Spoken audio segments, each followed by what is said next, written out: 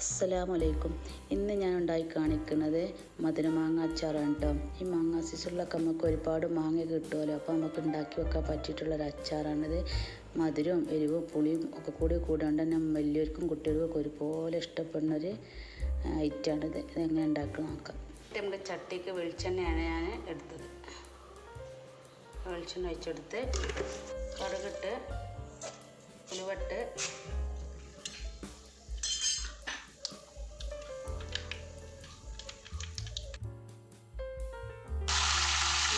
വെളുത്തുള്ളി ചതച്ചത് വേറെ ഇഷ്ടപ്പെടുന്നൊരു അച്ചാറാണ് കേട്ടോ. മധുരം ഉണ്ടാവുക.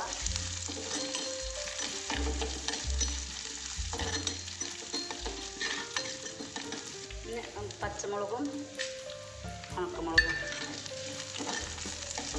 കുറച്ച് കാശ്മീരി മുളക് പൊടി ഇട്ടെടുക്കാം.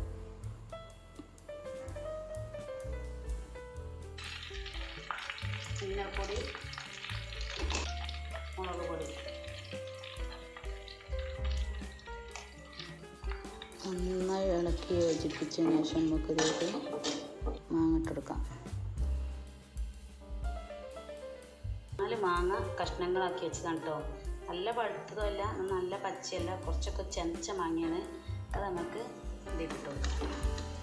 മാങ്ങ ഇട്ടെടുത്തിട്ട് മസാലയൊക്കെ എല്ലായിടത്തും ആവാൻ വേണ്ടിയിട്ട് നന്നായിട്ടൊന്ന് ഇളക്കി യോജിപ്പിക്കണം.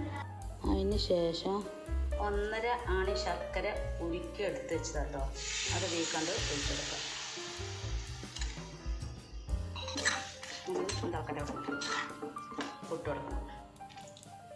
എരിവൊക്കെ ഒന്ന് ബാലൻസ് ചെയ്യാൻ വേണ്ടിയിട്ട് കുറച്ച് ഉപ്പിട്ടെടുത്ത് കായപ്പൊടി ഇട്ട് കൊടുക്കാം. ഉലുവയും കടുകും വറുത്ത് പൊടിച്ചാണ് കേട്ടോ. അത് ഇട്ട് കൊടുക്കാം.